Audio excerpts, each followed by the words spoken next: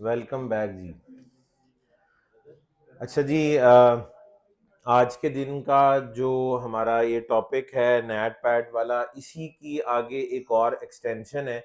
Basically कर तो आप इसमें भी पोर्ट एड्रेस ट्रांसलेशन ही रहे हैं, लेकिन ये जो तरीकाकार है जिससे मैं कॉन्फ़िगर इसको करने लगा हूँ, ये पोर्ट फॉरवर्डिंग के नाम से ज़्यादा पॉपुलर है। जो टॉपिक अब मैं आपको करवाने जा रहा हूँ, ये ज़्यादा मशहूर है पोर्ट फॉरवर्डिंग के नाम से। और आपको अक्सर अपने नेटवर्क्स में, आपका ऑफिस का नेटवर्क हो, घर का नेटवर्क हो, वहाँ पे पोर्ट फॉरवर्डिंग करवानी पड़ सकती है। ठीक है।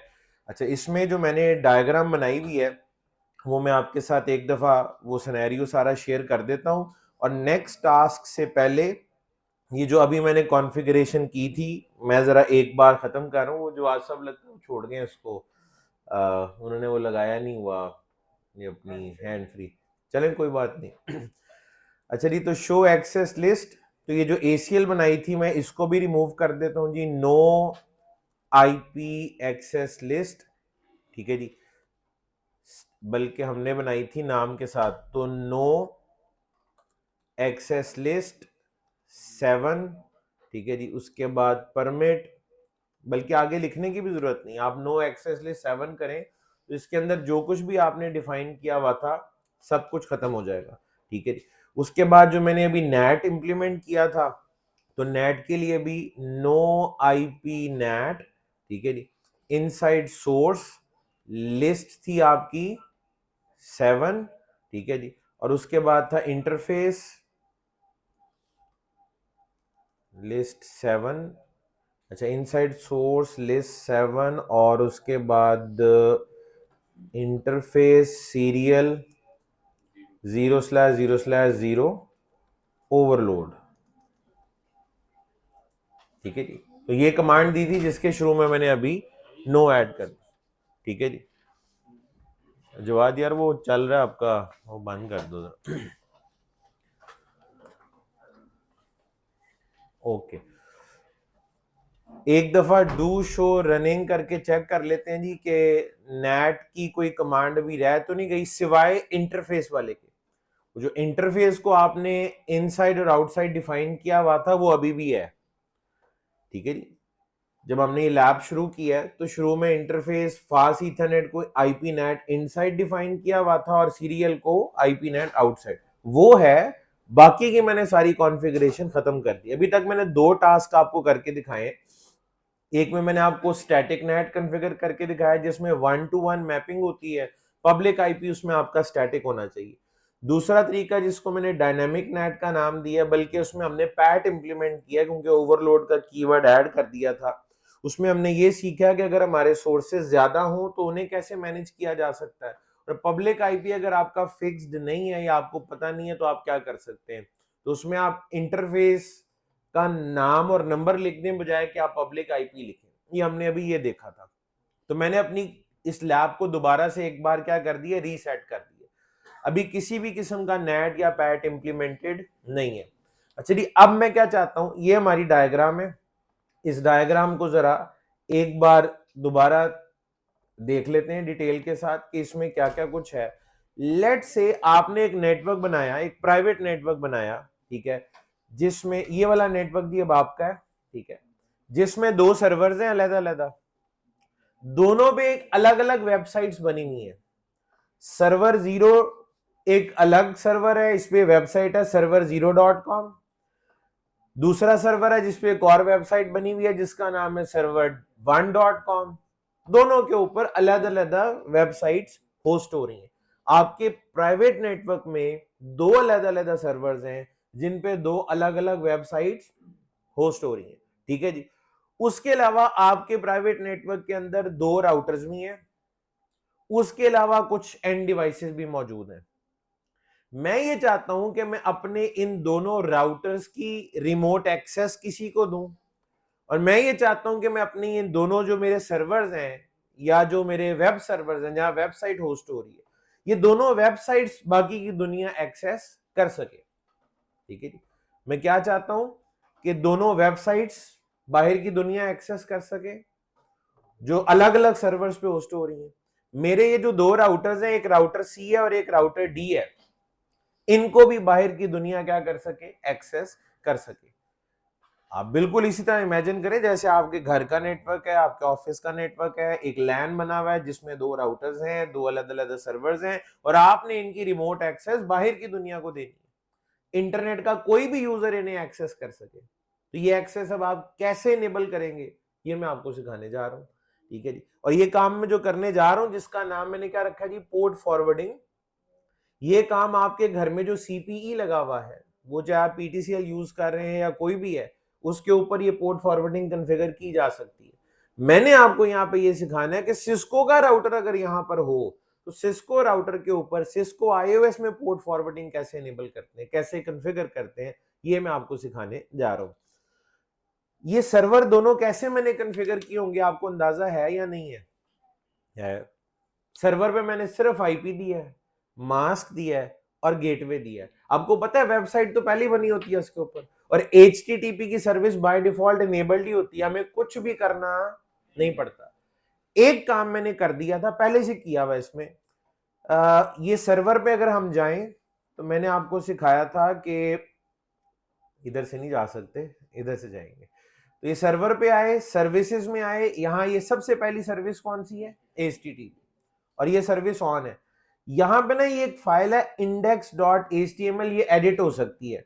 आप फॉन्ट चेंज कर सकते हैं, साइज बढ़ा सकते हैं, कलर चेंज कर सकते हैं, और यहाँ पे जो मैसेज लिखा हुआ था वो चेंज कर सकते हैं। मैंने किया हुआ है, मैंने इसका नाम ना सर यहाँ पे लिखा हुआ था, पता नहीं, welcome to Cisco packet tracer, उसको मैंने server0.com से रिप्लेस कर दिया, और नीचे जो जहां वेलकम था वहां लिखा हुआ वेलकम टू server0, इस तरीके से यहाँ पे ये मैसेज भी मैंने चेंज कर दिए। यहाँ पे पहले सिस्को पैकेट ट्रेसर लिखा होता था, तो ये माइनर सी एडिटिंग करके मैंने सेव करा दिया हुआ, ठीक है। तो server0 पे भी चेंजेस की हुई है, server1 पे भी चेंजेस की हुई है, ये चेंजेस आप भी कर सकते हैं, आपको मैं ऑलरेडी सिखा चुका हूं, ठीक है। तो ये सर्वर कैसे कॉन्फ़िगर करने ऑलरेडी आपको पता है। अच्छा, इन दोनों राउटर्स की रिमोट एक्सेस, टेलनेट की एक्सेस देनी है जी। मैं चाहता हूं राउटर सी और राउटर डी को बाहर की दुनिया वाले रिमोटली एक्सेस कर सके। क्या कर सके, रिमोटली एक्सेस कर सके। पहले तो मुझे बताएं इन राउटर पे मैंने क्या कुछ कॉन्फ़िगर किया होगा। होस्ट नेम दिया होगा, आपको आता है देना। इनके इंटरफेस पे आईपी असाइन किया होगा, आपको असाइन करना आता है। इनके इंटरफेसेस पे आईपी कैसे असाइन करते हैं वो आप, नो शटडाउन किया होगा इंटरफेस, वो भी आपको आता है। कुछ चीजें हैं जो अभी आपको शायद मैंने नहीं बताई नहीं। स्टैटिक राउटिंग तो आपको आती है कि हम इन दोनों राउटर्स को बाकी नेटवर्क्स तक जाने का रास्ता बता दें, लेकिन राउटर पे अगर आपने डिफॉल्ट गेटवे, इन राउटर्स को ना मैं एज वो जो नॉर्मल राउटर होता है उसके तौर पे इस्तेमाल भी नहीं कर रहा, इन दोनों राउटर्स को। ये तो मैंने खास मकसद के लिए यहाँ पे लगाया ना, ताकि आपको रिमोट एक्सेस बाहर से कैसे हो सकती है वो सिखा सकूं। तो इन दोनों राउटर्स को मैंने यूं समझे एज एंड डिवाइस यहाँ पे रखा है, एज एंड डिवाइस। इन पे मेरा राउटिंग कराने का कोई इरादा नहीं है, इन पे मैंने कॉन्फ़िगर करना है डिफॉल्ट गेटवे, ठीक है जी। एंड डिवाइस पे डिफॉल्ट गेटवे कॉन्फ़िगर होता है ना, यानी मैंने इस लैपटॉप के ऊपर राउटिंग कराई है नहीं, नेटवर्क से बाहर जाने के लिए क्या तरीका बताया, डिफॉल्ट गेटवे बताया। इन राउटर्स में हम राउटिंग करा सकते हैं, लेकिन मैंने नहीं करानी, मैंने इनको भी डिफॉल्ट गेटवे बताना है। तो राउटर पे डिफॉल्ट गेटवे कैसे बताया जा सकता है, इसके दो तरीके हैं, दोनों जरा देख लें आप। सबसे पहले मैं राउटर सी पे आया, ठीक है जी, होस्ट नेम असाइन हुआ हुआ है। शो आईपी इंटरफेस ब्रीफ की कमांड देके देख ले, इसके इंटरफेस पे आईपी भी कॉन्फ़िगर हुआ है। स्टेटस अप है, अप एंड अप है। ये काम आपको भी करना आता है, बिल्कुल आता है। लाइन वीटीवाई पे टेलनेट कैसे इनेबल करते हैं वो भी आपको आता है। No login, no password, privilege level मैंने 15 कर दिया है ताकि इसको ट्रांसपोर्ट इनपुट ऑल कर लें या टेलनेट कर लें, ये मैं कर चुका हूं, ये कई बार आप कर चुके हैं, वो मैंने कर दिया है पहले से। क्या ये राउटर दूसरे नेटवर्क से कम्युनिकेट कर सकता है? फिलहाल नहीं, ये सिर्फ अपने डायरेक्टली कनेक्टेड नेटवर्क से कम्युनिकेट कर सकता है, दूसरे नेटवर्क पे जाने का रास्ता इसको पता नहीं है। दूसरे नेटवर्क से कोई चीज इसके पास आ गई तो ये उसे जवाब भी नहीं दे सकता, क्योंकि ये अपने नेटवर्क के अलावा फिलहाल किसी दूसरे से बात कर ही नहीं सकता। शो आईपी राउट की कमांड दे रहा हूं, इस राउटर में राउटिंग टेबल बन रहा है ना, बन रहा है। इस राउटर पे हम कह सकते हैं इस राउटर पे राउटिंग इनेबल्ड है, इस राउटर पे राउटिंग इनेबल्ड। पता है कौन सी वाली राउटिंग इनेबल है? जो राउटिंग इनेबल्ड है उसको कहते हैं IPv4 यूनिकास्ट राउटिंग। हम सिर्फ IPv4 एड्रेस इस्तेमाल कर रहे हैं ना अभी, और जो एड्रेसेस हैं वो यूनिकास्ट वाले हैं। तो बाय डिफॉल्ट सिस्को के राउटर पे IPv4 यूनिकास्ट राउटिंग इनेबल्ड होती है। बाय डिफॉल्ट सिस्को के राउटर पे IPv4 यूनिकास्ट राउटिंग इनेबल्ड होती है, जिसका नतीजा आपके सामने है, राउटिंग टेबल बन रहा है। ये IPv4 यूनिकास्ट राउटिंग इनेबल करने की कमांड ये होती है IP राउटिंग, IP राउटिंग। ये कमांड बाय डिफॉल्ट फैक्ट्री से देके भेजी जाती है। तो ये IPv4 यूनिकास्ट राउटिंग इनेबल्ड थी, तो ये टेबल बन रहा है ना। और अगर मैं इसे डिसेबल करना चाहूं तो क्या करूं? No IP routing. अगर मैं यहां नो IP राउटिंग कर दूं, जो कि मैं करने लगा हूं, कर दिए मैंने इस राउटर से IPv4 यूनिकास्ट राउटिंग को मैंने क्या कर दिया? डिसेबल। आप अब जरा टेबल देखें, डू शो IP राउट, ठीक है, कर दूं do show IP route, enter, table टूबल गायब। राउटिंग टेबल जब खाली भी हो ना तो ऐसा नहीं दिखता, कोड वोड नजर आ रहे होते हैं, एस का ये मतलब है, सी का ये मतलब है। जब राउटिंग डिसेबल हो तो ये ऑप्शन नजर आती है। मैंने IPv4 यूनिकास्ट राउटिंग को डिसेबल कर दिया। अच्छा, अब तो तकरीबन ये एंड डिवाइस ही बन गया। ये एक ऐसा राउटर है जिसके ऊपर राउटिंग है ही नहीं, वो राउटर ही क्या जिसके ऊपर राउटिंग ना हो। अब तो ये वाकई एक एंड डिवाइस जैसा हो गया। तो ऐसा राउटर जिसके ऊपर राउटिंग डिसेबल होती है, ऐसा राउटर जिसके ऊपर यूनिकास्ट राउटिंग डिसेबल हो, ठीक है, उस पे डिफॉल्ट गेटवे कॉन्फ़िगर होता है। इस पे क्या कॉन्फ़िगर होगा? यहां पे आप ये लाइन देख रहे हैं, क्या लिखा इज नॉट सेट। पहले तो ऐसी कोई लाइन नजर ही नहीं आती थी, जब तक राउटिंग थी तब तक तो ऐसी कोई बात ही नहीं करता था। अब कह रहा है default gateway is not configured, यानी इसका मतलब है ये कह रहा है मैं दूसरे नेटवर्क से बात नहीं कर सकता। तो इसकी दूसरे नेटवर्क से अगर आपने बात करानी है तो फिर ये तरीका IP डिफॉल्ट डैश गेटवे। और डिफॉल्ट गेटवे इस पूरे नेटवर्क का क्या है? 192.168.1.1। तो आप अगर ये कमांड एंटर कर देंगे तो अब ये राउटर अपने डायरेक्टली कनेक्टेड नेटवर्क से तो कम्युनिकेट कर ही रहा था, अब ये दूसरे नेटवर्क्स के साथ भी कम्युनिकेट कर सकता है। जब भी कोई पैकेट इसने अपने नेटवर्क से बाहर भेजना होगा, ये किसको भेज देगा? अपने डिफॉल्ट गेटवे को। ऐसा राउटर जिस पे राउटिंग डिसेबल्ड हो उस पे डिफॉल्ट गेटवे कॉन्फ़िगर होता है। तरीका ये है, ये कमांड एंटर कर दूंगा ना मैं, जब यही कमांड है, मुकम्मल कमांड मैंने लिख दी है। जब मैं ये कमांड एंटर कर दूंगा तो यहाँ पे default gateway is not set गायब हो जाएगा और डिफॉल्ट गेटवे क्या है वो लिखा हुआ नजर आएगा। लिखो अगर डिफॉल्ट गेटवे इज 192.168.1.1। लेकिन ये काम आप तब करेंगे जब राउटिंग डिसेबल्ड है, जब आप एक राउटर को वाकई एक एंड डिवाइस के तौर पे इस्तेमाल कर रहे हैं। लेकिन अगर राउटर पे राउटिंग इनेबल्ड हो तो क्या होगा? वापस इनेबल कर लें IP राउटिंग, मैंने डिसेबल की थी, डिसेबल करें तो क्या कॉन्फ़िगर करना होता है? Default gateway. लेकिन जिस राउटर पे राउटिंग इनेबल्ड हो, जैसे आप इनेबल्ड दोबारा कर दिए, डू शो IP राउट, वो पहले वाला सब कुछ गायब, राउटिंग टेबल दोबारा से बनना शुरू हो गया। यहां कहीं डिफॉल्ट गेटवे का जिक्र है नहीं।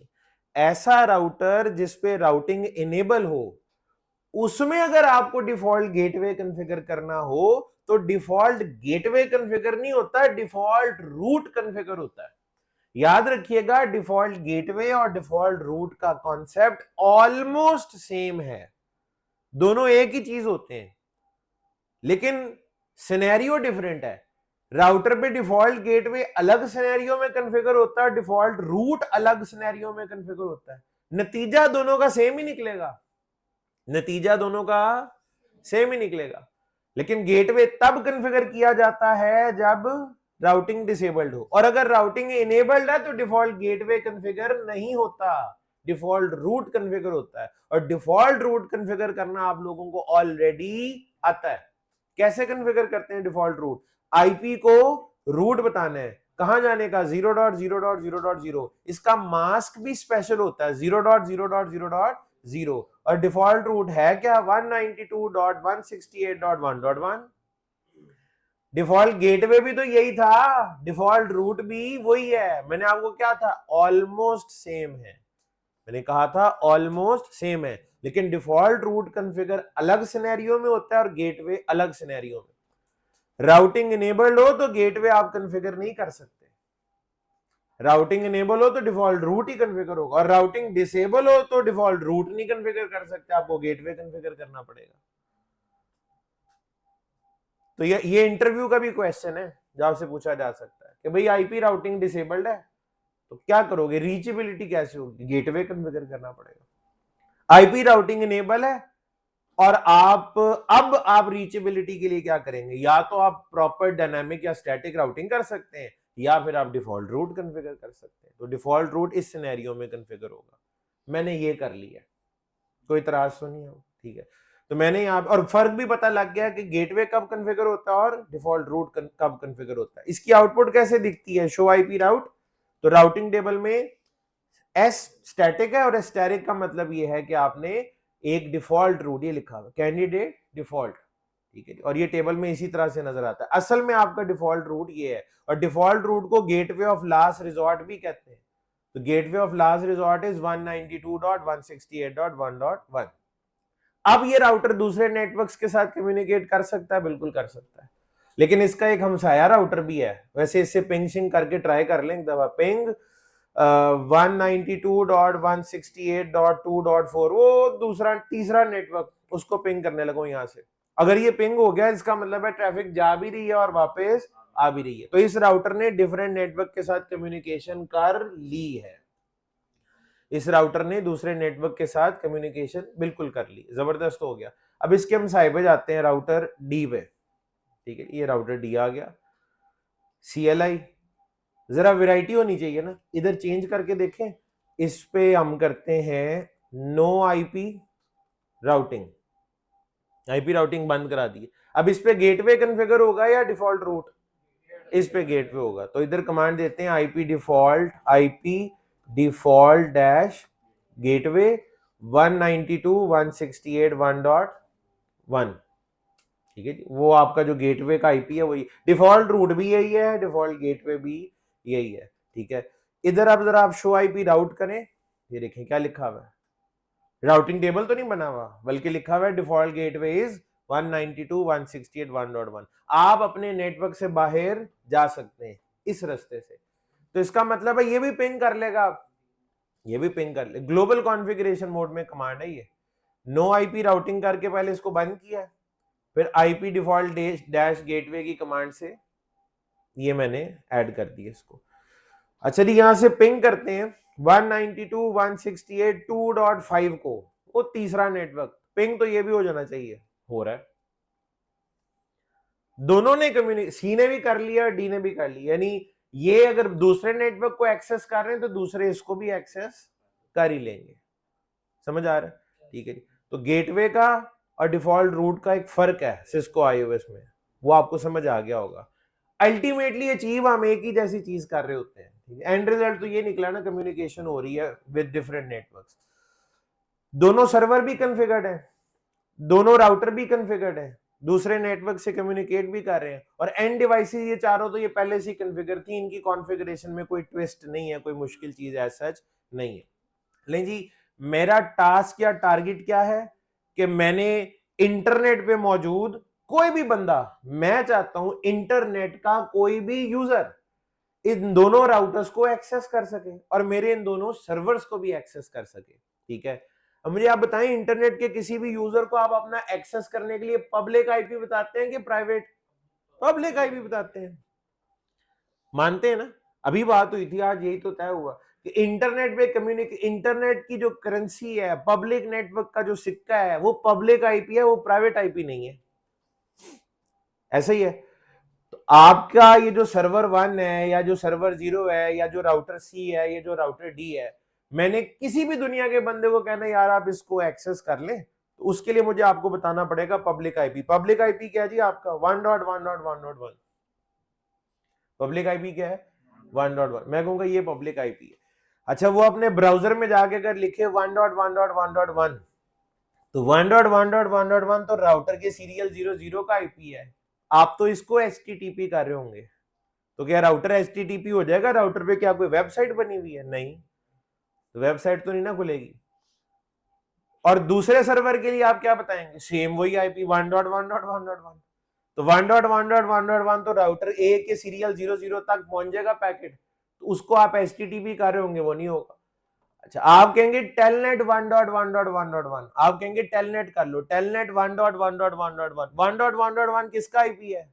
राउटर ए का। इससे तो राउटर ए टेलनेट होगा, राउटर सी और राउटर डी तो टेलनेट नहीं होंगे ना।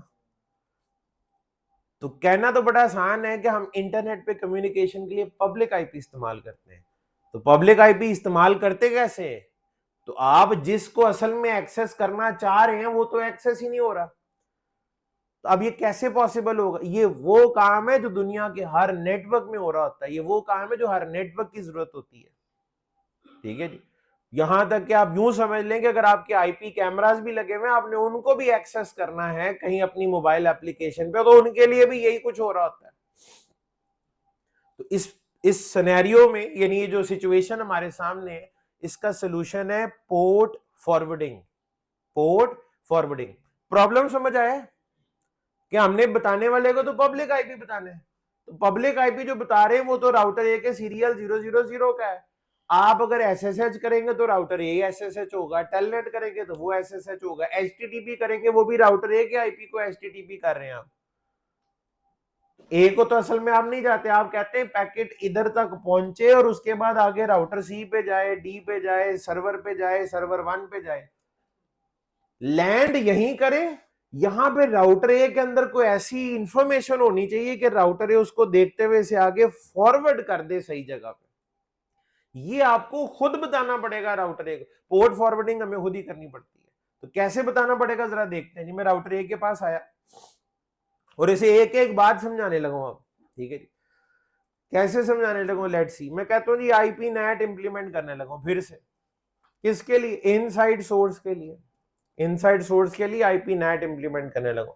और आगे मेथड ये तो पक्का पक्का स्टैटिक होता है, किसी को एक्सेस देनी है तो आपको अपना पब्लिक आईपी बताना पड़ेगा उसको, तो आपको खुद पता होगा तो बताएंगे ना, उसके लिए पब्लिक आईपी का स्टैटिक होना शर्त है, जरूरी है, ये तो एक इंपॉर्टेंट चीज है। तो आईपी नेट इंप्लीमेंट करना है इनसाइड सोर्स के लिए, मेथड स्टैटिक वाला है। यहां तक तो आज आपने कमांड पहले भी देखी है, यहां पे आगे ट्विस्ट आने लगा कहानी में।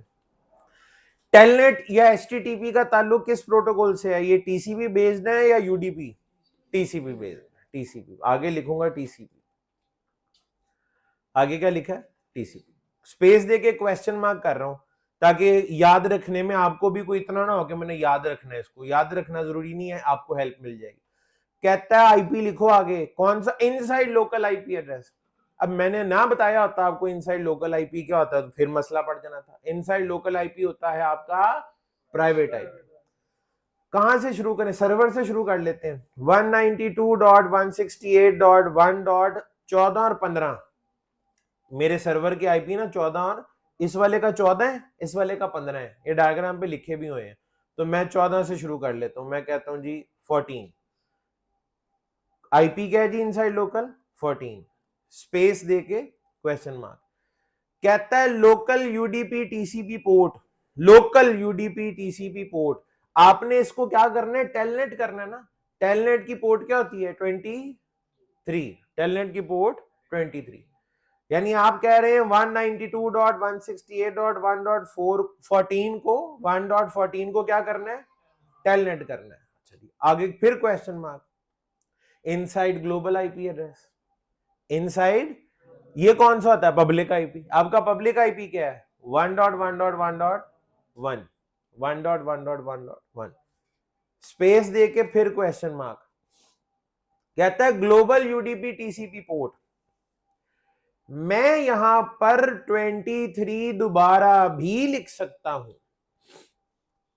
मैं यहां पे 23 दोबारा भी, अगर मेरे लैन में, मेरे प्राइवेट नेटवर्क में एक ही राउटर होता जिसको मैंने टेलनेट करवाना था, तो मैं यहां पे 23 भी लिख सकता था, लेकिन मेरे राउटर कितने हैं? 2, सी भी है और डी भी है। अब यहां पे कहानी में चेंज आएगा, मैं यहां लिखूंगा 600, बल्कि उसका आईपी क्या है, एक 14 है ना और एक 15 है, मैं 14 लिख देता हूं। ये नंबर मैं अपनी मर्जी से लिख रहा हूं, जो आपका दिल चाहे, कोई नंबर आपने लिखना है यूनिक सा, जो आपका दिल चाहे, 23 के अलावा। मैंने ये लिख दिया 60014, लेकिन इस रेंज के अंदर, इस रेंज के अंदर ये कमांड में एंटर कर रहा हूं। इसका मतलब समझना है अब आपने, इसका कोई मुश्किल चीज नहीं है। अब मैंने जिस बंदे को बताना ना, यार मेरा सर्वर एक्सेस कर लो, मैंने अपनी वेबसाइट की एक्सेस देनी है, मैं उसे पता है क्या बताऊंगा, मैं इसको कहूंगा 1.1.1.1 is my public IP and 60014 is port number। मैं उसे दो बातें बता रहा हूं, public IP and port number, public IP and port number, public IP 1.1.1 और पब्लिक पोर्ट नंबर इज 60014। अब जब वो एचटीटीपी करेगा ना, तो उसमें ये दोनों चीजें लिखेगा, पब्लिक आईपी भी लिखेगा और ये वाला पोर्ट नंबर भी लिखेगा। पब्लिक आईपी की मदद से, इस पब्लिक आईपी की मदद से उसकी ट्रैफिक कहां पहुंचेगी, राउटर ए के सीरियल 000 पे पहुंच जाएगी थी। दुनिया में कहीं भी होगा ना, दुनिया में कहीं भी होगा, तो पैकेट कहां पहुंच जाएगा, 1.1.1.4 पे पहुंच जाएगा, क्योंकि पब्लिक आईपी ये वाला, इसके अलावा कहीं और इस्तेमाल नहीं हो रहा।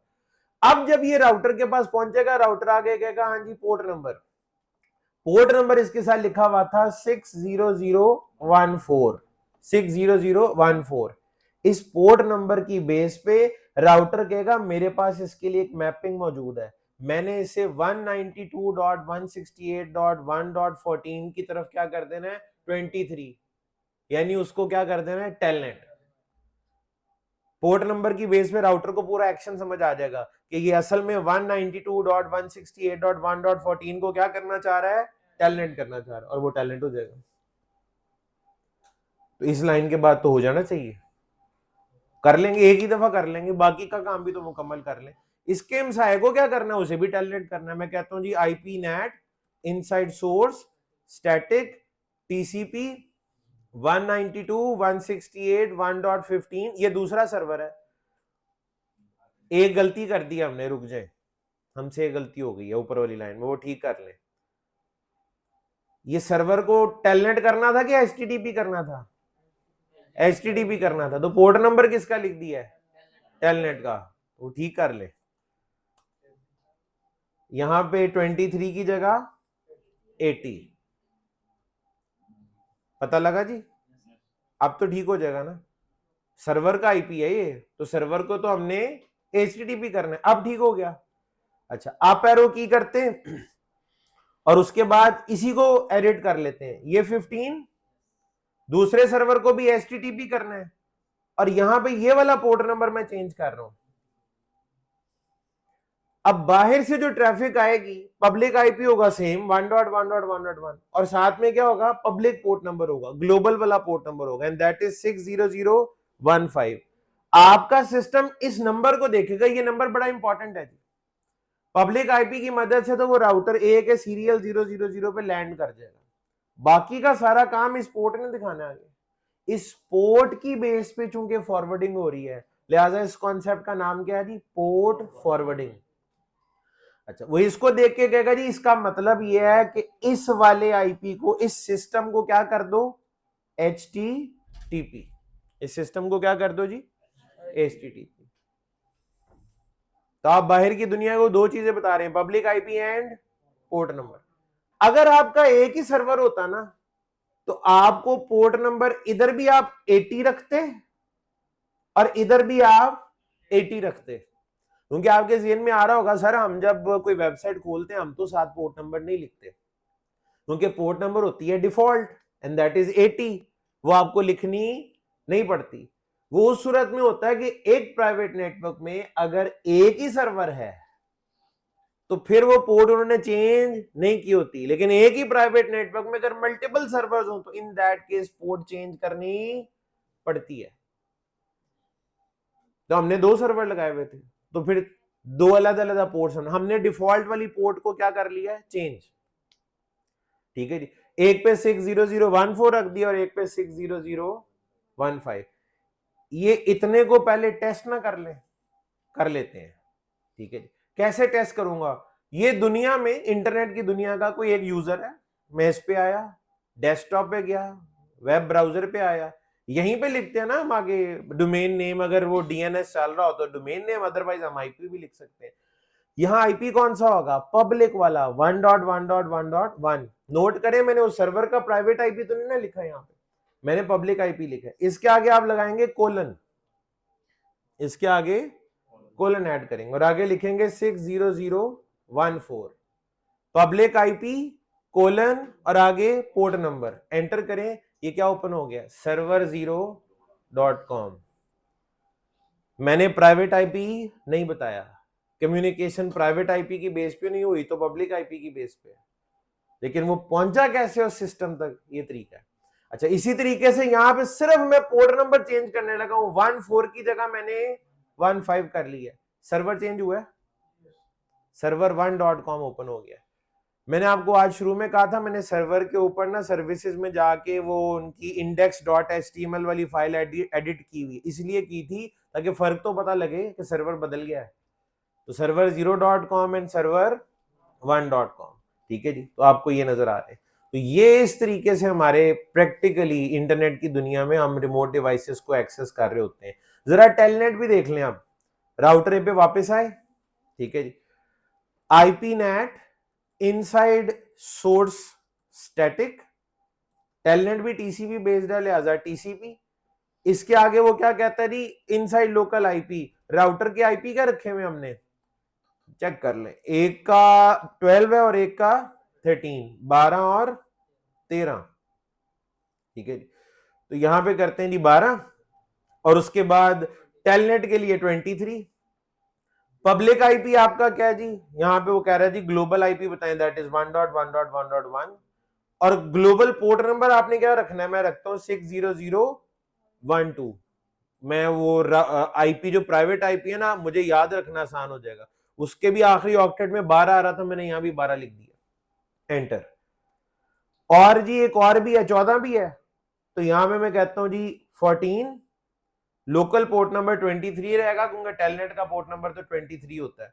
और ये जो ग्लोबल वाला ये मैं चेंज कर देता हूँ, क्या था 12 और 13 था, सॉरी, ठीक है, ये 13 और इसके बाद यहां पर भी 13, देख लें कोई गड़बड़ तो नहीं। अब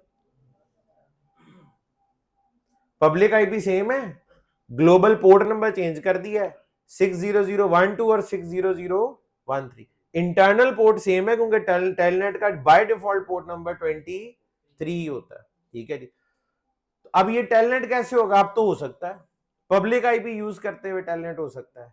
जरा टेस्ट कर लेते हैं, किसी भी एंड डिवाइस पे चले जाएं, यहां पे आ गया, समझे ये इंटरनेट का कोई सा भी यूजर है, कमांड प्रॉम्प्ट में जाएंगे क्योंकि टेलनेट यहीं से जाके किया जाता है।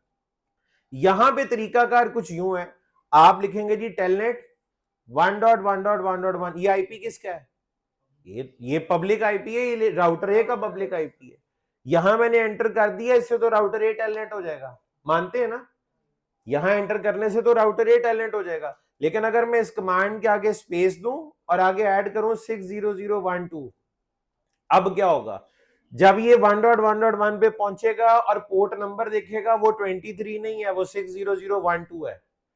अब राउटर ए को हमने बताया हुआ कि अगर पोर्ट नंबर 60012 हुआ और पब्लिक आईपी 1.1.1 हुआ तो इसका मतलब है कि तुमने 192.168.1.12 को टेलनेट कर देना। करके देखते नहीं, एंटर किया, ये आप देख रहे हैं क्या हुआ, राउटर सी टेलनेट हो गया। ये वो तरीका है, और ये मैंने अपने यहाँ कॉर्वेट के नेटवर्क में भी ये कॉन्फ़िगरेशन की हुई है कि मैं कहीं पर भी हूँ, मैं अपने मोबाइल फोन पे 4G से अगर इंटरनेट से कनेक्टेड हूँ, मैं घर बैठा हूँ, दुनिया में कहीं पर भी हूँ, तो मुझे कॉर्वेट का अपना पब्लिक आईपी पता और अपने पोर्ट नंबर्स पता है, उनको यूज करते हुए मैं हम अपने इस नेटवर्क में किसी भी डिवाइस को रिमोटली एक्सेस कर सकता हूँ और करता भी हूँ। इसी तरीके से HTTP भी होता है, टेलनेट भी होता है, SSH भी होगा, FTP भी हो सकता है, TFTP भी हो सकता है, हर चीज आप इस्तेमाल कर सकते हैं। तो इंटरनेट की दुनिया चल ही टेक्निकली इसी तरीके से रही है। ठीक है जी। तो वही बात है, जब पब्लिक और प्राइवेट आईपी कॉन्फ़िगर हो जाते हैं तो उसके बाद फिर हमें इस तरीके से इस्तेमाल करना पड़ता है। ठीक है जी। तो ये आपके सामने इसकी एग्जांपल थी, लेकिन ये सारा कुछ तो मैंने किया है, मुझे तो आता ही है, मैं तो कर ही लूंगा। असल चीज तो ये है कि आप लोगों को भी आना चाहिए, आप लोग सीखें। तो ये जो जो कुछ मैंने अभी किया है, मैंने आप लोगों को पहले बताया था जी, अब आप जब क्लास में आए तो आपके पास आपका लैपटॉप होना चाहिए। अब आइंदा ऐसा कम ही हुआ करेगा, यानी बहुत सारे लेक्चर्स ऐसे होंगे जिसमें टॉपिक अगर लंबा है तो हो सकता है मैं पढ़ाता जाऊं, लेकिन बहुत सारे टॉपिक्स में ऐसा होगा कि मैंने अगर आपको 1-2 घंटे 3 घंटे पढ़ाया है तो फिर वो चीज आपको भी इंप्लीमेंट करनी है। ठीक है जी। तो आप अपने अपने लैपटॉप ओपन करें। तो ये जो अभी अभी मैंने काम किया है, डायग्राम आपके पास है, कम से कम पैकेट ट्रेसर वाली मुशक्कत करने की तो जरूरत आपको नहीं है ना। डायग्राम मैंने आपके साथ शेयर कर ली हुई है, आप अपना वन ड्राइव का फोल्डर ओपन करें। ठीक है जी। उसमें सामने ही पड़ी हुई है ACL नेट पैड के नाम से। तो आप जरा ये लैब अब खुद करें। ठीक है। पोर्ट फॉरवर्डिंग कराएं, और मैं इसकी कॉन्फ़िगरेशन आपके सामने लिख देता हूं। ठीक है। देख देख के बेशक कर लें, लेकिन करना अब आपको खुद है। सिर्फ देखने से या तो नींद आती है या बंदा खौफजदा होता है, पता नहीं कमांडें लिखी जा रहे हैं। ठीक है। तो अब आप खुद भी इसको करें। जो जो कमांडें मैंने टाइप की हैं वो मैं आपके सामने आपके नोट्स में ऐड कर देता हूं, देख के कर लें ये लैब। ये लैब जब आप ओपन करेंगे, इसमें लिंक आप पे, इसमें आईपी कॉन्फ़िगर्ड है, इसमें टेलनेट भी इनेबल है हर राउटर पे। इसमें राउटर सी और डी पे डिफॉल्ट गेटवे या डिफॉल्ट राउट नहीं है, वो आपको ऐड करना है। उसके बाद राउटर ए का इनसाइड और आउटसाइड डिफाइन करना है, और उसके बाद पोर्ट फॉरवर्डिंग करनी है। आप डायरेक्ट पोर्ट फॉरवर्डिंग पे जाए। मैं सारे स्टेप्स जो है करने वाले यहाँ पे 1-2-3 करके लिख देता हूँ। ठीक है जी। तो आप उनको फॉलो करते हुए सबसे पहले डाउनलोड कर लेंगे अपने पास वन ड्राइव से, और उसके कहते हैं तो आपके ये इस पे भी भेज देते हैं व्हाट्सएप ग्रुप में, डायरेक्ट एक्सेस हो जाएगी आपकी।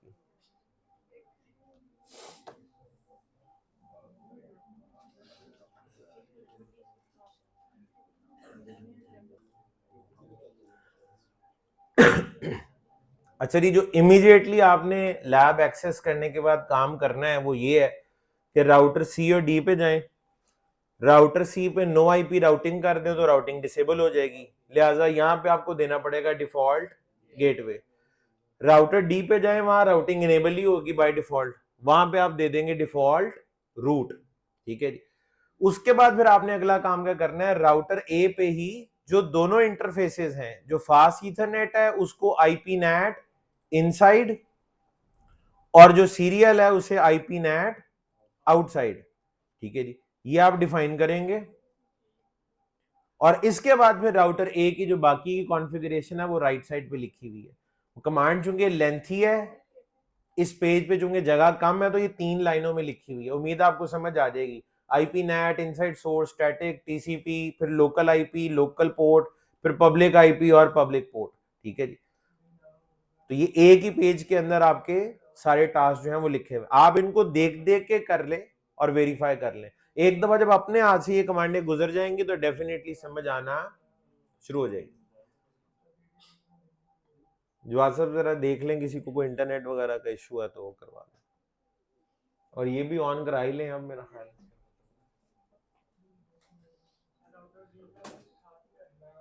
राउटर डी, हाँ जी हाँ जी, वो भी है। वो अब यहाँ पे जगह जरा कम है, लिख देता हूँ।